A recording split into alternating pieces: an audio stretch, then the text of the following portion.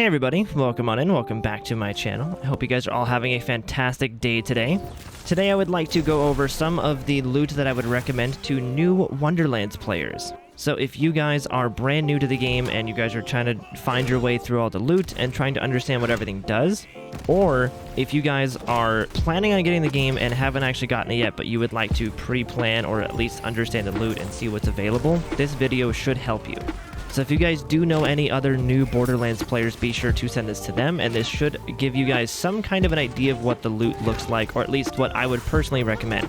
All of the items that I'm going to be showing you guys today, I have personally used in my playthrough. I'm level 34 right now, so I'm not even max level, but all of them are really good items that I would highly recommend that you guys give a try, and they might be your new favorite weapons.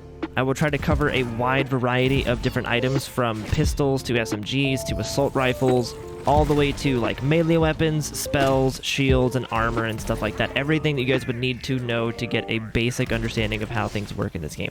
And the video, just so you guys are aware, will be less focused on the actual damage numbers and like min-maxing damage for the highest values, but more of just understanding what weapons do and what I would personally recommend for items. Because this game does the naming schemes different than how Borderlands 2 and 3 does them as well. So in Borderlands 2 and 3, you basically have the name of the gun is always, or the name of the item is always at the end. So it was always like, you know, a double penetrating unkempt herald. It was always the unkempt herald, but it was a prefix that changed what was actually on the gun. In Wonderlands, you have much more that can change. You have a prefix and a suffix. Sometimes the middle is the part of it, or sometimes the beginning of it is, and you have like 4 words after it. So it gets kind of hard to understand what the actual type of gun is, but hopefully this video will give you some understanding of what to look out for. But before we jump into it fully, thank you guys very much for being here. Thank you very much for watching this video. If you guys are new here and you guys end up liking the content that I produce, you guys like my style, my vibe, all that stuff, then feel free to hit that subscribe button on your way out, and the like button if you guys really like the video. That helps out a lot with the YouTube algorithm helping promote the video. But without further ado, let's go ahead and jump right in, and I will go ahead and I will sort out some of these loot things as best as I can to help make it as easy to understand as I can. So I'll be right back. Alright, so the first weapons that I would like to show you guys, just to really bring them to your attention because these guns are so good and so strong, are the Luddites and the Riveters. So the Luddites are going to be some of the craziest damage things that at least I've ever seen, and probably you too. So what they tend to do, the reason I have 4 of them here and only one of them is different, is because they all kind of work the same way. They're all similar in some ways, but different in others. So the Luddites are Torg weapons that have 3 projectiles that they shoot out. These projectiles can spawn with, as you can see here, we have like poison, or we have fire, or nothing. But even the nothing ones are explosive, with the stuck TNT increases damage by 35% each, right? So they have really low accuracy. They all have 26% accuracy here, as you can see, but they all have 3 projectiles, decent load times for the reloads, and they all have about a 2 rate of fire with 5 magazine. So you get usually 2 bullets off, and both of them have about 3 projectiles each. So some of them, like this one, will make the target take increased melee damage for each crossbolt stuck in the target, and the crossbolts will last for like 5 seconds. So if you hit both of your shots for all 6 of them, then that is some really good melee damage you're adding onto it. Same with this one, you have increased damage. You just have increased damage plus the stuck TNT increased damage as well. So these ones can be super, super nice to use. Super nice. But the other one is a black powder, which is the Jacobs brand. So the Riveters here that I have is a 24 that's 73 times 5 for damage. This thing was crazy. And it has an 8.2 fire rate with a 9 magazine size. So every bullet has 5 projectiles in it. It is crazy for damage, especially if you have a decent trigger finger for clicking the mouse button or pulling the trigger on your controller. You will just shred things with these. All of these will just annihilate anything in your path. They are super good, so I want to bring these to your attention first and foremost to really get them out there. If you find a Luddite or a Riveter, definitely pick them up. They are awesome. You will not regret using them. Highly recommend them. Highly recommend them. And so now, let's go on to the next category. Alright, so the next category of weapons are for the people out there who want those like super high fire rate SMG type guns. So let me help you and let me show you what type of weapons to look out for. So these weapons, these Spriggans and Nightshades, are exactly what you'd be wanting to go for. So I have this one here. This Spriggan shows that it is capable of spawning at a lower fire rate, so if you don't want something that shoots really fast, you can get them at a lower fire rate with a huge magazine size, and they're still good. They're not bad. But these ones, these other Spriggans and these Nightshades. So Nightshade was this one here, Nightshade of Squalls, was the first one that I ever found that was this archetype of weapon. The archetype of the really, really high rate of fire, fully automatic gun. This was the first one that I found. So what you want to keep an eye out for these Dahlia ones, or the doll type of weapons, is at the bottom, it will say that it swaps between fully automatic and semi-automatic weapons. But these ones are designed for the fully automatic mode, and they are freaking crazy. These have a pretty big amount of recoil if you don't control it, but I'm also going to show you guys that you guys can control the recoil on guns like this as well. So if you're able to control the recoil, you can be very, very accurate with these guns. But they usually spawn with multipliers on there. So think of the Nightshade and the Spriggan. Think of them like almost like the Sandhawk from Borderlands 2. If you guys liked the Sandhawk in Borderlands 2, this is that, but fully automatic. And if you are a Stabomancer, you have the option to have certain skills in your skill tree that increase your fire rate over time. So these ones can be even crazier. So, and these ones can spawn with things like critical damage, the extra fire rate on there, the melee damage, all that stuff. It can be ice. So if you guys are looking for something really, really nice to use against those early game skeletons and zombies and stuff like that, this is going to tear through them. Now, the fourth one is from a quest. So if you guys are having trouble finding any of these three guns, whether it's slow fire rate or fast fire rate, if you're having trouble finding this, then you guys can go ahead and do an early quest within Brighthoof. I won't spoil what or where, but it's an early quest within Brighthoof, and it gives you this. This is my version of it. Yours may not exactly be what I have here. So it's an 11x3 with a really high accuracy for the type of gun it is, with a 78% accuracy. Not bad reload time, 14.5 fire rate, and a 35 magazine. It is awesome. And it also does swap between fully automatic and a burst fire. So it's a 5 burst or fully automatic for this one as well. And it comes from a quest. So if you guys are having trouble finding any of these randomly spawning Spriggans or Nightshades or like vending machine rolls or anything, you guys can do this early game quest within Brighthoof and you guys will get this gun here.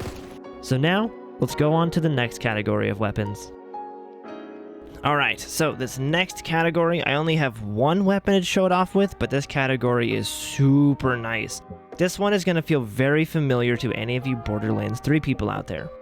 This is your typical, like, medium rate of fire assault rifle from Borderlands 3 that can just be crazy accurate. It swaps between fully automatic and semi-automatic, which is what I would look out for, so that way you have the control over both fire rates. So they are just a well-rounded gun with a pretty high damage and a really good fire rate and a decent magazine size, especially given the fact that you only are shooting 7 bullets per second. You'll actually be able to, you'll feel like you're shooting forever with a gun like this. And if you do speed up the fire rate, then you'll notice that these guns are just gonna tear through everything. It's awesome. So these ones are a good one to look out for as well. But now, let's go on to the next category. Alright, so this next category is shotguns. These are some of the shotguns that I have personally used in my playthrough as well. So you've got the Stovepipe, you've got the Body Rocker of Ardor here, and you've got the Boilermaker. So, this Boilermaker one is actually going to be very, very similar again to another Borderlands 3 gun. It doesn't really change much into this one. I've been able to hit some pretty long-range shots with this, and the damage fall-off is almost non-existent. Like at the normal range you would use a shotgun, you won't really notice any damage fall-off, but you will get better damage and more accurate shots if you do get close up. So this is more of like a close to medium range gun, if anything. The other ones, though, like this Body Rocker here, is one of those guns that's very close to the Luddite pistols. So they're both Torg, and they both have an arcing projectile that needs to be calculated for whenever you're shooting it. But you can see the accuracy there is an 87%. So unlike the Luddite pistols, this is a very accurate gun. So what you're going to be able to do is with this one, again, it has the option for sticky or impact bullets as well. So if you stick, 2 or 3 or whatever it is, or all four of the bullets to a target, it is just gone. The body rockers, oh yeah, they're so good. At least I think that's the name of it, is the body rocker. Again, the Wonderlands naming scheme is a bit confusing to get used to. The one that I do not like, though, is the stovepipe ones, or really any of these shotguns, not even just this one, but if you see any shotgun that has the little text down there saying shoots a magical blast of energy, I don't like these shotguns. I just don't like them. For me, they don't feel good to use, but maybe you guys will like them instead. So this is how they look actually. Whenever you're using these guns, this is what they look like. They shoot a giant horizontal beam of energy, and they're supposed to be like kind of good for damage, but I couldn't really get these to work, especially with everything moving around and everything like that. You have to kind of aim the shot, and it's hard to get used to for me. So I wasn't able to get these ones to work for my liking, but some of you guys may like this, so I definitely have to show this one off because it could be awesome for a lot of you guys out there. You guys could think it's the coolest thing ever. So there you guys go. And now let's go on to the next category. So the next category of weapons that I would like to go over is the melee weapons. So melee weapons can have a variety of different attack speeds and damage and use cases. So these melee weapons are all about being really hard-hitting, really slow attack speed weapons. The one that I have on here, this is actually the one that I've been using in my live streams actually as well. So these are the great swords. If you find any great swords out in your journey throughout the Wonderlands, they are all really high damage, really slow attack speeds. You can see it's a 561 damage, but it's only a 0.8 attack speed. So, and you can see this one rolls with amped. This is actually the reason I'm keeping this sword, is amped for me is the greatest addition to my swords. And this is the reason I use my swords, is they are slow hitting, really hard hitting swords as well. So if you're using like a Luddite or something like that, or any kind of sniper or shotgun or something, anything that's like single shot that's supposed to do crazy high damage, amped will be a must-have for your swords. The other ones that we have, though, you have tons of different types of them. You can see they all average about a 0.8 attack speed. That's pretty much their sweet spot, is about a 0.8, and the damage will just be always greater. It'll be like 100 points better than like a medium attack speed one. Swords are really, really good accent pieces, especially when you get a great sword. These are more meant to accent your gun build, and especially if you get amped on there, it's going to really amplify your guns. So these are one of my favorites to go for, are the great swords. But now let's go to the other category of melee weapons here. So the next category of melee weapons that we're going to look into are another slow-hitting, really hard-hitting melee weapon, and they are claymores. So claymores are another one just like great swords that hit really, really hard, but they're really, really slow. These ones, though, they average about a 0.9 attack speed, so they're not as slow as a great sword. And as you can see, they can spawn with enchantments on there. They can spawn with elements on there as well. So this one has the poison damage, and it says it has caustic. So melee attacks increase your status effect chance and status effect damage by 21% for 10 seconds. So that's where, once again, claymores as well are the accent piece to your builds. They are not supposed to be your main damage source. They could be if you really wanted them to be, but they're not really intended for that. They're more supposed to just give you a ton of boosts and bonuses and perks and everything whenever you use them. But now, let's go to the next category. Alright, so the next category of melee items that we're going to take a look at are the fast-hitting melee items. So if you guys are out there wanting to increase your Ghost Blade's attack speed, if you're a Stabomancer, or if you just want to maybe apply a bunch of damage bonuses as fast as you can or something, or status effects, whatever your use case is, these should be a good one for you. So these are the Kamas, I think, or Kama, whatever they are. They are a lighter hitting one, but they have a very fast attack speed. So you can see this one here is about a 170 damage with a 1.6 attack speed as well. So this is going to be very quick, but it's going to be doing very little damage. Same with this one over here. It's about a 170 with a 1.2. So they can kind of range between, like, they're all over a 1.0 for attack speed, but their damage and attack speed can range over that as well. I don't have very many of these because not many of them caught my eye, plus they're pretty rare. In my case, they're pretty rare to drop, but I wanted to show these ones off because they are very good. And now, let's go to the next category. Alright, so the next item that I'm going to show you guys, it's in fact shields. These ones and bulwarks are the ones you guys want to keep a lookout for. So these ones are typically higher capacity and they have really good stats on them. So if you're looking for something, especially bulwarks are crazy for capacity and can spawn with some really good stuff on them. And you can see here that we have ones like this. So it's basically an amp shield from the previous games. So you have while full, your shots drain 30% of your ward for 20% extra gun damage, and it's a Nova shield. So whenever your shields break, you do 1200 Nova damage. It's still got a decent capacity, but it's all about the other stats on here. But then you have bulwarks that can be super crazy high capacity. These are definitely the ones that you guys want to look out for. If you're just caring about really high capacity to not die as much, these are the ones for you. You can get Aegis ones. You can get these ones to spawn with amazing capacity as well, like this one. These ones aren't bad for capacity either. You can see this one spawn with plus 25% maximum ward. So now it's got just over 2,000 capacity. And you're gaining 27% fire resistance on there as well. So these are the shields that I would recommend because they can spawn with a big mixture of capacities that are all relatively high and good stats on them as well. So look out for the Aegis and the bulwarks as well. Now, let's go take a look at some spells, guys. Okay, so there are 3 categories of spells that I personally have fallen in love with this game. But if you guys don't have this game yet, or if you guys are brand new to the game, you guys may not know what spells actually can do. So spells kind of replace the grenades from Borderlands 2 and 3. And spells they offer a lot more functionality than with grenades. They can do things like coming down from the sky, they can do things like crawling in from the ground or whatever, they can open up Hydra companions that shoot at stuff for you like a turret. They can do anything, really. They have so much functionality to it that spells are kind of where you, the player, can experiment with them and find something new. So even if you find a spell that you really like, you can find a spell that's very similar to that, but it works fundamentally different at the same time.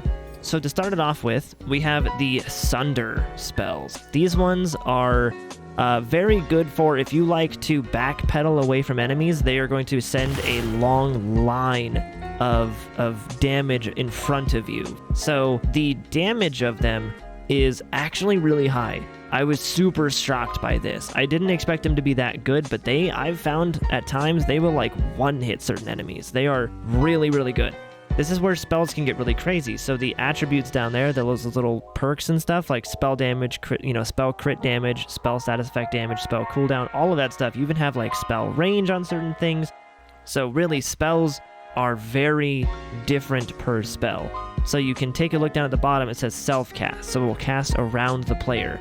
Or this one is another self-cast, but it has fissure lingers for a few seconds, dealing additional damage over time. So these ones will be very subtly different between each other as well. And then you've got ones like the consuming eruption spells. So the eruption spells are a very good one for anybody who likes to feel, well, like Thanos.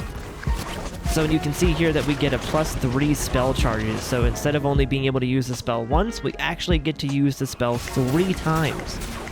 So this one here has a bit of a longer cooldown, but it's got 2 charges.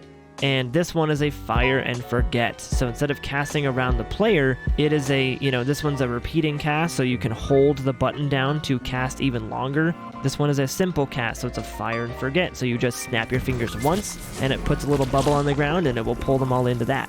But on top of the eruption spells and the sunder spells, my favorite spell, or one of my favorite spells, are the calamity spells.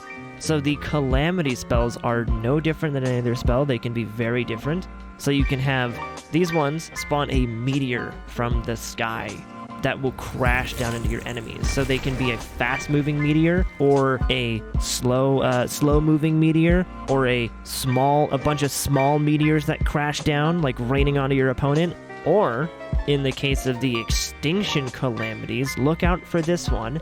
The Extinction Calamity of Legends is a massive, holy crap, slow meteor that will burn enemies around it as it crashes to the ground. So the Calamity ones are one of my favorite ones to use. They have a high utility rate. You can use them in a lot of situations. So those are some of the spells that I would recommend personally. There are much more out there, and I can go over more of them if you guys would like me to make that video as well. If you guys want me to make that video of going over more items in this game, more types of weapons, more spells and things like that, let me know in the comment section down below.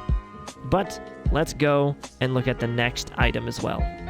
Alright, so I think this will be the last category for this video, so I don't want to make it too long.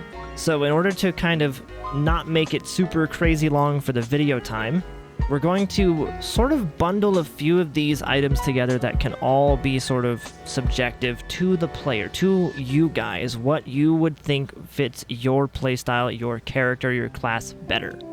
So these 3 items are rings, amulets, and armor. So rings are, again, completely subjective on what you, the player, would want for your character. You have a bunch of them, but these ones I just wanted to jumble into one category because they're all, again, they're very subjective. If you guys want more gun damage or melee damage or spell damage or ability damage or anything like that, whatever you want, if you want the attributes on there to be melee or critical hit or spell anything or whatever, status effect chance, whatever you want them to be, that's what these are for.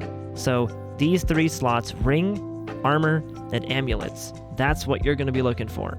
So whatever you want them to be, that's how these work. They offer a lot of extra flexibility. Now, I do have my recommendations. So these 2 items here with the red flavor text on the ring and this red flavor text on the armor. You can see this armor is a level 7. I kept it because I wanted to specifically show off this piece of armor in this video. So if you guys are brand new to the game, or even if you're just looking for a piece of armor that could be kind of cool and they're like level 15 or something, I used this piece of armor until I was like level 20 or 25. Because of one thing specifically, that extra attribute there for damage dealt, increasing your damage against skeletons and zombies by 20%, I'm still fighting skeletons and zombies in the game now, so in the beginning, they're everywhere. I couldn't find a reason to swap this one out, so I used a level 7 piece of armor the entire freaking intro of the game. And same here for this ring right here. It increases fire damage by 20%, which is the entire reason I'm going to be using it. So that 20% extra fire damage is huge, especially if you're using any kind of fire spell or fire gun or anything like that. This is a great one to use. You can't really ignore it. It's just too awesome.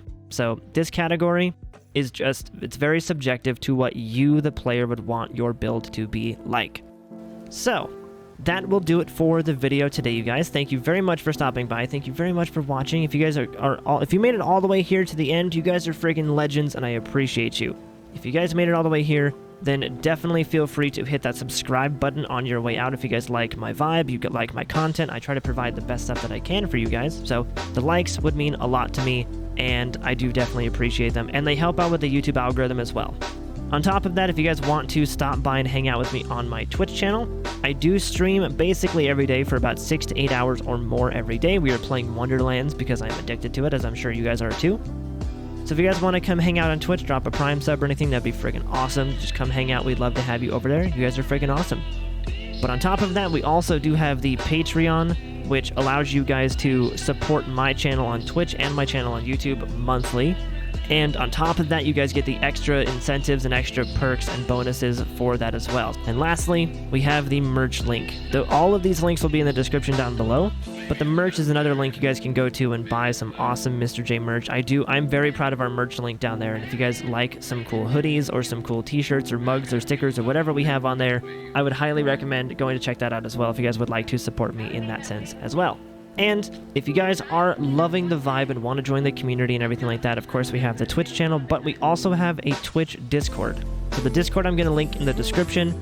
That is my Twitch community Discord. So it's all about Twitch. I have notifications whenever I go live. We have memes, food chats, all that stuff like that. It's my Twitch community Discord, but I'm going to extend the invite over to the YouTube audience so we can all be one happy family in the Discord.